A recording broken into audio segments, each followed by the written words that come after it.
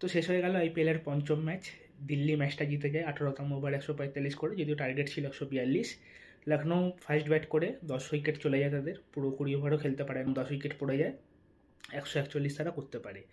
এবার দেখুন, একটা সময় এসেছিল খেলার মধ্যে যে দিল্লিরও 26 রানে 4 উইকেট পড়ে গেছিলো।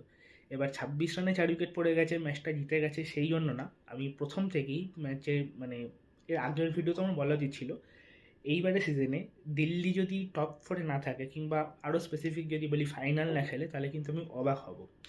দিল্লির টিমটা আমি আরসিবির থেকে উপরে রাখবো, যে কম্প্যাক্ট টিম লাগছে একটা। আপনি ক্লাস বোলিংয়ে কুলদীপ যাদব পাবেন, এনগিডি পাবেন, তার সাথে যোগ্য সঙ্গত দেবে চেটি নটরাজন, এবং ব্যাটিংয়ে তো আপনারা দেখলেনই আজকে কে কে আছে। ট্রিস্টান স্টাবসও সে কি সুন্দর ম্যাচটা ধরে নিল সামির রিজভির সাথে, তো দারুণ।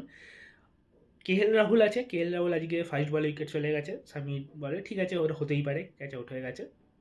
কিন্তু এই জিনিসটা রোজ রোজ হবে না, দিল্লির টিমটা কিনতে পারে আমার অন্তত কম্প্যাক্ট লাগছে। মাঝখানে অলরাউন্ডার হিসেবে অক্ষর প্যাটেলও খুব একটা যে খারাপ সেটা বলা যায় না, বোলিংটা আজকে তিনি একটা ম্যাজিক্যাল ডেলিভারি করে আউট করেছেন মাকরামকে, যেটা তার হয়ে থাকে। বলটা হালকা টপ স্পিন নিয়ে স্টাম্পুরিটি চলে গেছে মাকরামের, যেটা মাকরামও বুঝতে পারেনি, এবং তার সাথে আপনারা লক্ষ্য করে দেখবেন বলটা কিন্তু স্লো করেছিল অক্ষর প্যাটেল, যেটা মাকরাম মিস করে গেছে। তো ওই বলটা আমার সবচেয়ে বেশি ভালো লেগেছে আজকের ম্যাচে, অক্ষর প্যাটেলের বলটা, যেটা মাকরামকে বোল্ড করেছে।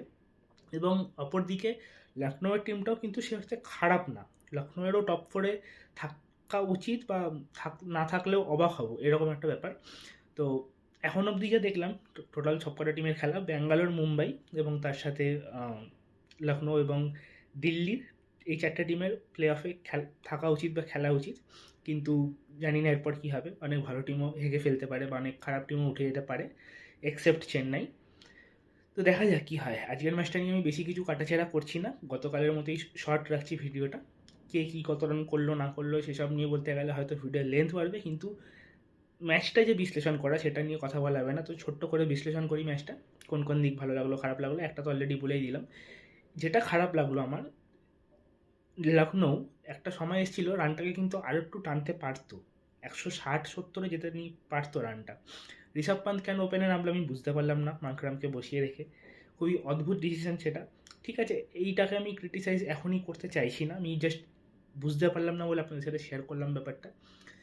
হতে পারে তাদের স্ট্র্যাটেজি আছে, ঋষভ পান্ত নেমে পাওয়ার প্লেটাকে ক্যাপিটালাইজ করবে, যেটা আজকে করতে পারেনি। কিন্তু যদি সেই প্ল্যানটাই থাকে, তাহলে তার প্রথম থেকেই মেরে খেলা উচিত ছিল। 9 বলে 7 রান করে আউট হয়ে যাওয়াটা কোনো বুঝলাম না। 9 বল মানে পাওয়ার প্লের 6 ওভারের মধ্যে তুমি 1.5 ওভার খেলে নিয়েছো, সেখানে তোমার 7 রান হবে কেন? 9 রানে তো তুমি মিনিমাম 20 রান করবে বা 18 রান করবে 200 স্ট্রাইক রেটে, তারপরে আউট হয়ে গেলে কিছু বলার ছিল না। তো বুঝলাম না স্ট্র্যাটেজিটা কী অ্যাকচুয়ালি।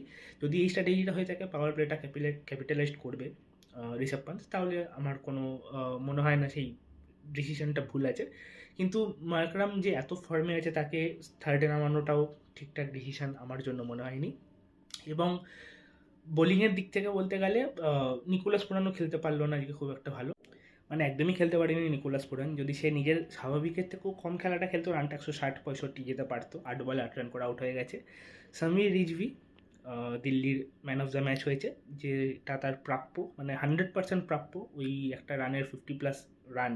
এবং গতকাল যে ভিডিওটা বলছিলাম, যে এরকম যখন উইকেট পড়ে যায় তখন ম্যাচটা এসে আগে সিল করতে হয় উইকেটটা, তারপরে আমি যদি মানে ম্যাচটা শেষ অবধি টেনে নিয়ে যেতে পারি, 20 ওভার খেলতে পারি, ম্যাচটা এমনিই জিতে যাবো, বিশেষ করে সব ছোটোখাটো রানের ক্ষেত্রে। কিন্তু চেন্নাই যে ভুলটা করেছিল, যে রান হয়নি ব্যাংকে, সেখানে মেরে মেরে আউট হয়ে যাচ্ছে, এগুলোকে মানে সুইসাইড বলে, এগুলো শাস্তি হওয়া উচিত। তো সেদিক দিয়ে দেখতে গেলে ম্যাচিওর্ড ইনিংসটা আজকে খেলেছে সামির রিজভি এবং ক্রিস্টান স্টাবস, এসে আগে উইকেটটাকে সিল করেছে, তারপরে ধীরে ধীরে নিজেদের শট খেলেছে এবং ম্যাচটাকে 18 ওভারের মাঝে শেষ করেছে। তো আর বেশি কিছু বলে আমি ভিডিওটা লেন্থ বাড়াতে চাই না, এই ছিল ছোট্ট করে আজকের ম্যাচটার রিভিউ বা বিশ্লেষণ যাই বলতে পারেন। আগামীকালকে ক্যাডের ম্যাচ আছে ইডেনে, তো দেখা যাক সেই ম্যাচটা কেমন হয়, সেটা নিয়েও আমি আসবো আমার চ্যানেলে। এই ভিডিওটা যদি ভালো লেগে থাকে ভিডিওটাকে লাইক করে দেবেন, চ্যানেলটাকে সাবস্ক্রাইব করতে ভুলবেন না। দেখা হচ্ছে আবার পরের ভিডিও, এখন আমাদের টাটা বাই।